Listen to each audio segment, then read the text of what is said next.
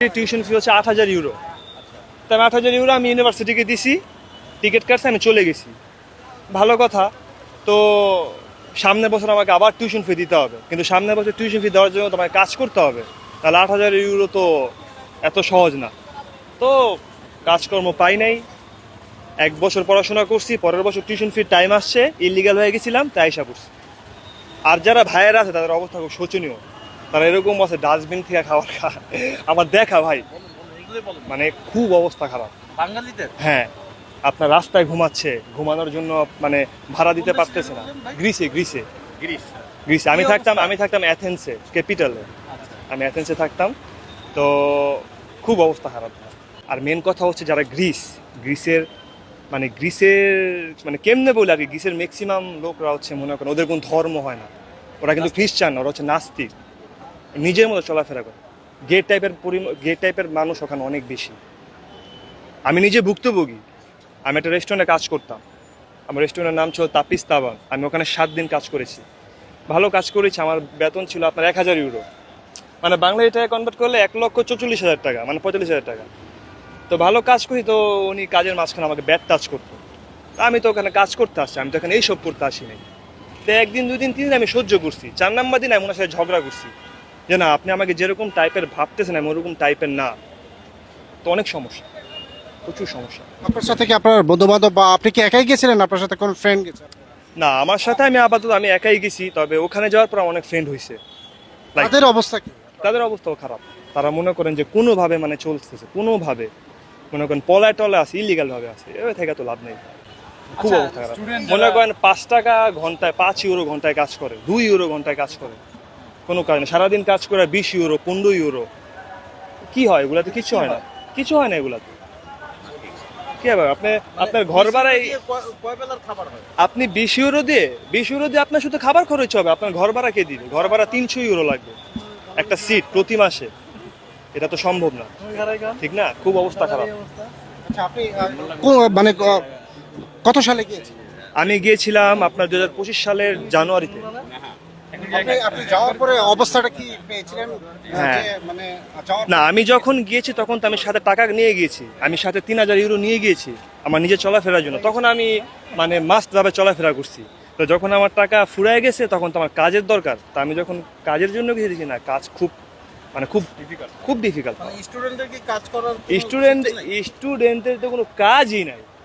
Work পারমিটেরই তো অবস্থা খারাপ, স্টুডেন্টরা কোথা থেকে কাজ পাবে?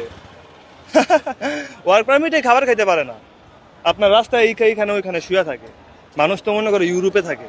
অবস্থা তো যারা যায় তারা বুঝে ভাই, আমি তো দেখছি। যখন গিয়েছি তখন আমি দেখছি এরকম অবস্থা হচ্ছে, মানে প্রেজেন্ট হচ্ছে, বর্তমানেও আছে। আর পুলিশ মনে করেন যে কাজের বিভিন্ন জায়গায় যায় যা ধরে যে স্টুডেন্টদেরকে, যে তোমরা কেন কাজ করো, তোমরা এখানে আসছো পড়াশোনা করার জন্য, তোমরা তো কাজ করার জন্য আসো নাই। এখন কথা হচ্ছে যদি পড়াশোনা করার জন্য আমরা আসি, 4 বছরে আমাদের টোটাল খরচ যাবে 60-70 লাখ টাকা। ওই টাকা তো আমাদের ফ্যামিলি থেকে নেওয়া পসিবল না।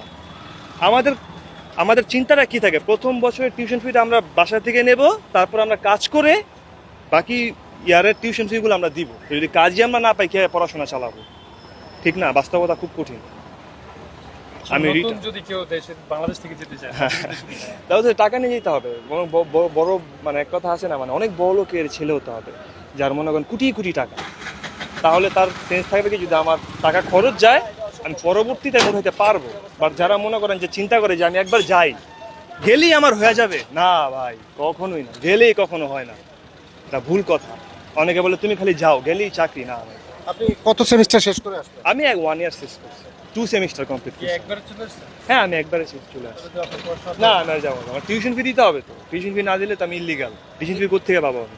আপনি এক্সিট ভিসা দিয়ে দিয়েছেন ওখান থেকে? হ্যাঁ, আমি ভলেন্টারি রিটার্নের মাধ্যমে আসছি। এখন আমাকে বাংলাদেশে পড়াশোনা করার ইচ্ছা আছে? হ্যাঁ, এখন দেখি বাংলাদেশে পড়াশোনাটা কন্টিনিউ করবো। আর কি করব, ইচ্ছা ছিল গ্রিসে পড়াশোনা করার। আর গ্রিসের পড়াশোনার অবস্থাও খুব খারাপ। ওখানে শুধু টাকা দিলে আপনার এক্সামও দেওয়া লাগবে না, পাস। মানে টাকার খেলা, আর একটা ব্যবসার মতন একটা, স্টুডেন্টদের জন্য, ওয়ার্কের জন্য, স্টুডেন্টদের জন্য একটা ব্যবসা। যে প্রতি বছর স্টুডেন্ট আসে, টিউশন ফি দেয়, ক্লাস করুক বা না করুক, প্রতি বছর তাকে টাকা দিতে হবে।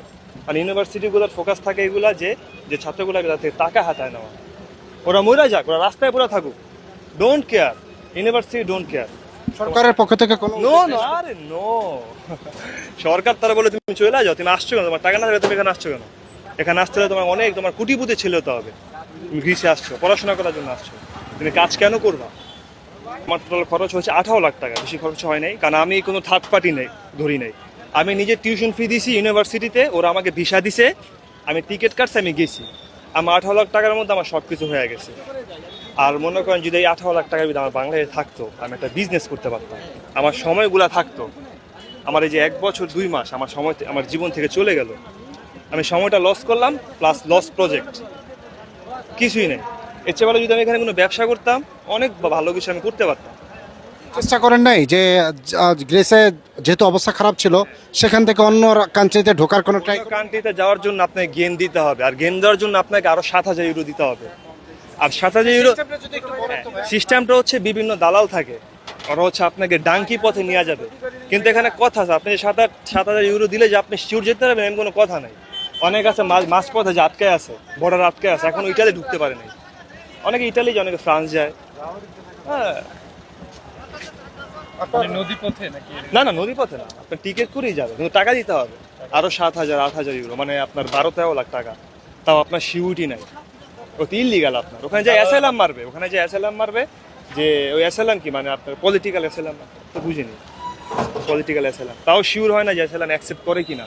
যদি অ্যাকসেপ্ট না করে ব্যাক, তাহলে যদি আমি ব্যাক আসি, তাহলে আমি গেলাম এখানে কত 18 লাখ টাকা, আরও দিলাম আমি 12 লাখ টাকা, 30 লাখ টাকা আমার জলে গেল। দেশে থাকতে কোথায় পড়াশোনা করতেন? আমি দেশে থাকতে পড়াশোনা করছি ঢাকা সিটি কলেজে, আর আমার স্কুল ছিল Motijheel model high school and college, Basabo শাখা। আর নামটা কি আপনার? আমার নাম হচ্ছে মোহাম্মদ মারুফ হাসান। এখন দেশে ফিরে এসে যেহেতু চলে আসছেন, হ্যাঁ। এখন কি করবেন? এখন আমার ইচ্ছা আছে আমি একটা বিজনেস করব, সাথে পড়াশোনাটাও চালাবো। কারণ আমার মেন উদ্দেশ্য ছিল আমি গ্রাজুয়েশন করবো, আমি করতে পারি নাই, তা আমি খুব হতাশ, আমি গ্রাজুয়েশন করতে পারি নাই। মানে আব্বু আম্মু বলছে যে আইসা পড়ো দেশে, কি আর করবা, আইসা পড়ো। আর ওখানের যারা লোক আছে